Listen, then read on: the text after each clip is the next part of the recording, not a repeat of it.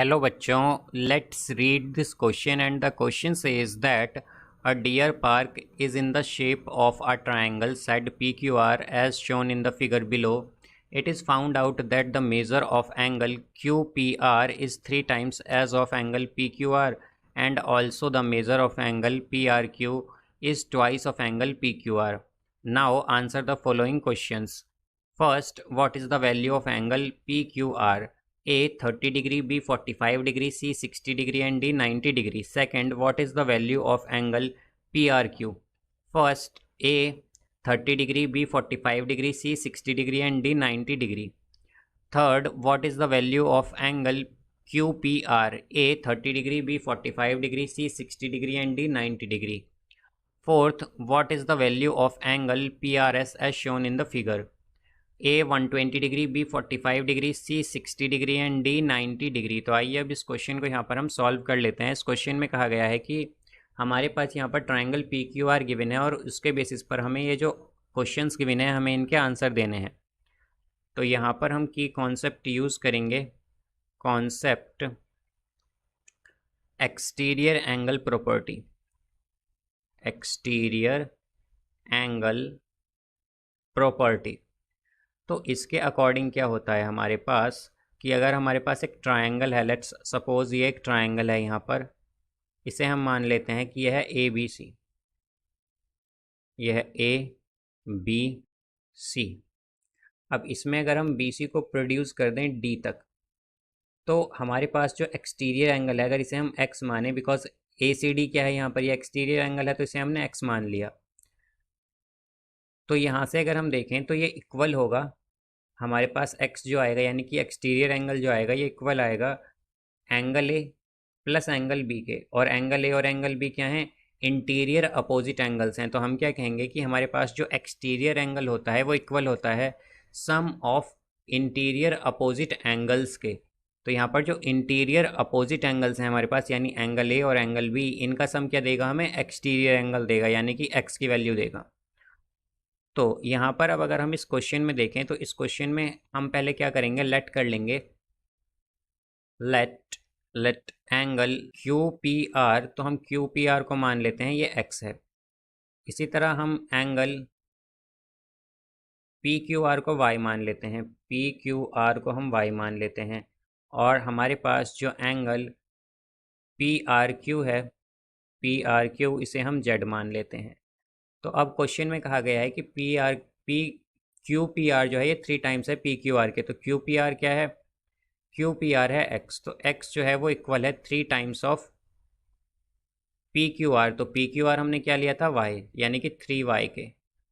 इसी तरह हमारे पास आगे क्या कहा गया है कि हमारे पास जो एंगल पी आर क्यू है, तो पी आर क्यू क्या है? जेड। तो जेड जो है वो इक्वल है twice of P Q are के। तो पी क्यू आर क्या है? वाई, तो यानी कि 2y के।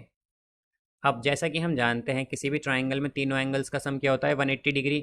तो हमारे पास अगर हम ट्राइंगल लें पी क्यू आर, तो पी क्यू आर में भी सभी एंगल्स का सम क्या होगा? 180 डिग्री, यानी कि angle Q P R plus angle P Q R plus angle P R Q, इन सब का सम क्या होगा? 180 डिग्री। अब अगर हम देखें तो हमारे पास एंगल क्यू पी आर क्या है? क्यू पी आर हमने लिया है एक्स, और x क्या है हमारे पास? 3y के इक्वल है, तो ये आएगा 3y plus angle P Q are. अगर हम देखें तो पी क्यू आर हमने y लिया है, तो इसे हम एज इट इज रखेंगे y। फिर plus angle P R Q देखें तो पी आर क्यू है z, तो z आया है 2y के इक्वल, तो ये आएगा 2y। तो इन सब का सम क्या आया? 180 डिग्री। तो हम क्या कह सकते हैं कि 6y किसके इक्वल होगा? 180 डिग्री के।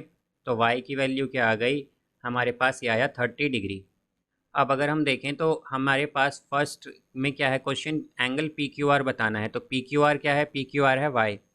तो हमारे पास एंगल पी क्यू आर क्या है? यह है वाई के इक्वल, तो यह आएगा 30 डिग्री। तो फर्स्ट का आंसर क्या आया हमारे पास? 30 डिग्री, यानी कि इसका करेक्ट आंसर है ऑप्शन ए। इसी तरह अब सेकंड में है पी आर क्यू। तो पी आर क्यू क्या है हमारे पास? पी आर क्यू है जेड।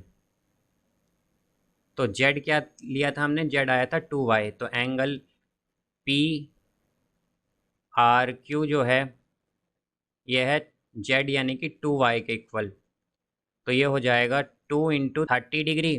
तो अगर हम देखें तो एंगल पी आर क्यू क्या आ गया 60 डिग्री। तो इसका आंसर भी क्या होगा हमारे पास, सेकंड का आंसर आएगा हमारे पास ऑप्शन सी। अब अगर हम थर्ड देखें तो इसमें कहा गया है कि क्यू पी आर बताना है, तो क्यू पी आर क्या है हमारे पास एक्स, और एक्स की वैल्यू क्या थी 3y। तो हमारे पास एंगल क्यू पी आर होगा क्यू पी आर 3y के इक्वल यानी कि 3 × 30, तो ये आएगा 90 डिग्री। तो इसका आंसर होगा हमारे पास ऑप्शन डी 90 डिग्री। अब आगे हमसे पूछा गया है कि हमें बताना है पी आर एस। तो अगर हम इसमें देखें, ये जो हमारे पास ट्रायंगल है इसमें पी आर एस क्या है, ये एक एक्सटीरियर एंगल है, और हम जानते हैं कि एक्सटीरियर एंगल क्या होता है, ये होता है इक्वल होता है सम ऑफ इंटीरियर अपोजिट एंगल्स के एक्सटीरियर एंगल प्रॉपर्टी से, जैसा कि हमने यहाँ पर देखा था ए बी सी में। तो पी आर एस क्या आएगा, एंगल पी आर एस ये आएगा हमारे पास। अब अगर हम देखें तो ये जो फिगर गिवन है इसके अकॉर्डिंग हमारे पास जो अपोजिट एंगल्स हैं वो क्या है, एक तो है यहाँ पर angle Q P R opposite interior angle, तो ये एक तो होगा हमारे पास angle Q P R plus angle P Q R, तो इनके सम के इक्वल होगा पी क्यू आर। तो अगर अब हम इनका सम कर दें तो एंगल क्यू पी आर क्या आया है हमारे पास, तो क्यू पी आर आया है 90 डिग्री, फिर plus angle P Q are अगर हम देखें तो पी क्यू आर आया था 30 डिग्री, तो इसका सम क्या आ गया 120 डिग्री, तो ये 120 डिग्री होगा हमारे पास। तो इसका आंसर आया है 120 डिग्री, यानी कि करेक्ट आंसर है option A. So I hope you understood it well, best of luck, thank you.